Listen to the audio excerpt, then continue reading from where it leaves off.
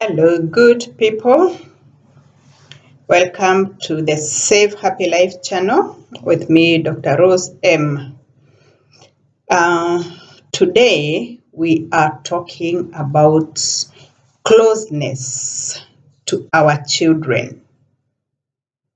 We have this huge permanent responsibility as parents, as of being parents to our children, and we must carry it the full length. So today I want us to explore the life of our children and in the various stages and how close they become or we become to them. And we start at birth when we get these newborns and they come into our home.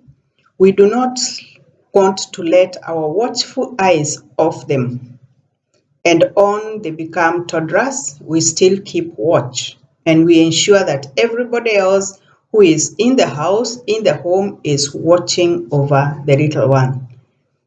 As they grow into childhood, that is in primary school, the children do not necessarily want us to go off their sight.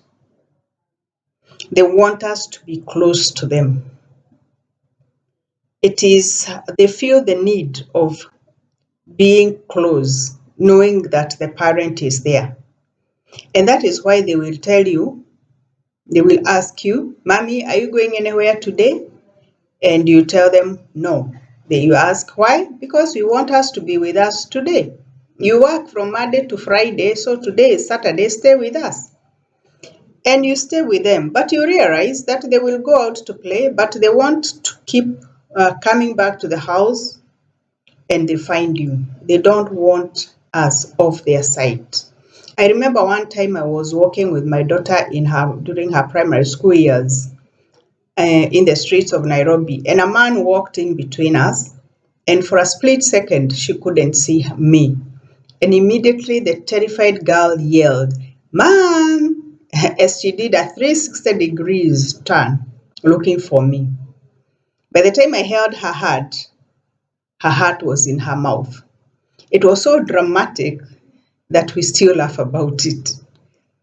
As they mature into teenage, they do not want parents near them. They do not want parents in their sight. I realized that when my my daughter grew into teenage, or grew into teenage for my daughter who is way beyond teenage, and my son who is now a teenager, they do not want to sit next to me in church. At 17 years, we part ways at the entrance of the church. They go to their wing as I go to my usual sitting place. And we reconnect after Mass. I give them space to do that. This is the time, though, as parents, we need to revert back to their toddler years. This is the time they want to go for sleepovers. And for me, my personal view of these sleepovers is that they are the inauguration sessions of all manner of ill behaviors. I start to be corrected. You have your own view, but that is my view. Many times, teenagers have the opportunity to explore, to experiment, and to teach each other funny things when they are locked up in the room of one of them in the name of a sleepover, even if the parents are responsible and they are at home. Many things happen and many things go wrong when the parents in the next room have no idea. Thus, as teenagers, we should not let our children off our sight. But I do not mean that we do not give them room to grow and mature as teenagers and allow them privacy and space. No, we do it with moderation.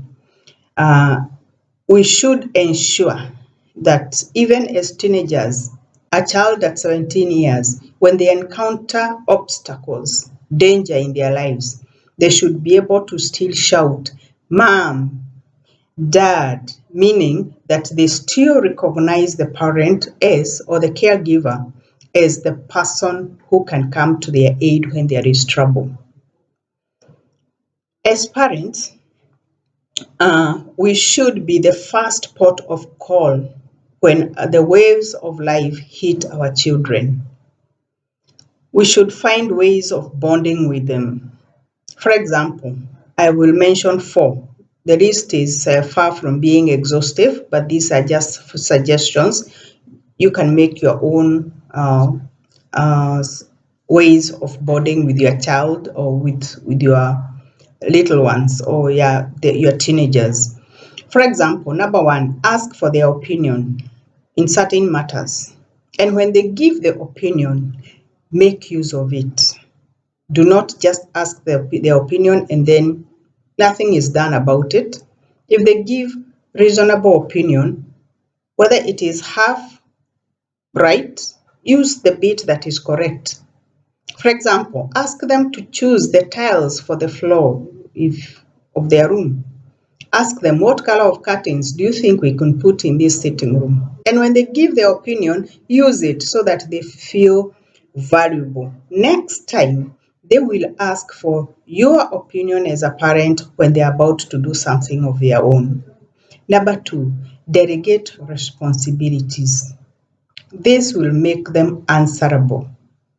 Number 3, do activities together like praying, meditating, games, household chores, etc. This builds a sense of partnership that I am washing the clothes, my daughter is rinsing, my son will spread or put them out, hang them out in the line. That I am peeling potatoes, my daughter is doing the rice, and my son is frying the meat.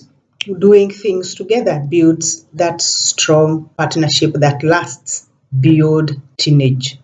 And the last one, take trips together. Make family trips together. Go for shopping together. Go to church together. That way you bond and you get to know what they like from the comments you'll hear. You get to know what they value from the things that they are going to pick on the shelves in the supermarket, and you'll get opportunities even to correct what is not right. I remember recently my son who is a teenager was in the supermarket with me, and he picked these energy drinks which I feel that he doesn't need for my own reasons, and I explained to him as much, and I asked him, son, you don't need this because you're eating well, and this will give you a sudden bout of energy and sugar, high level of sugar in your system that you do not need.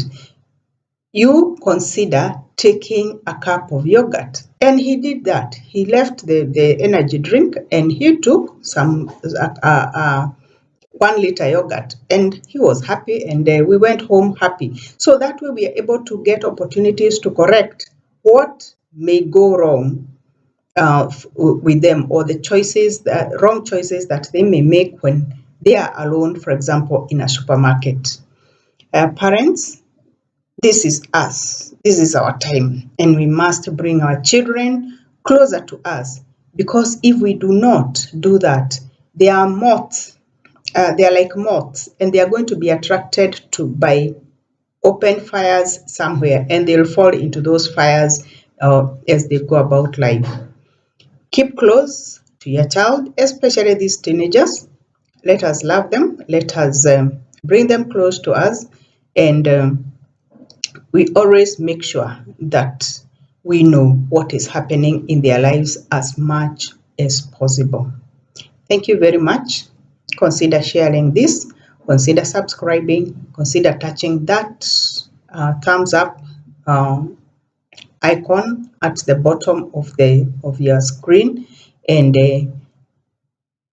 enjoy your viewing as we wait for another clip tomorrow. Thank you very much, and God bless you.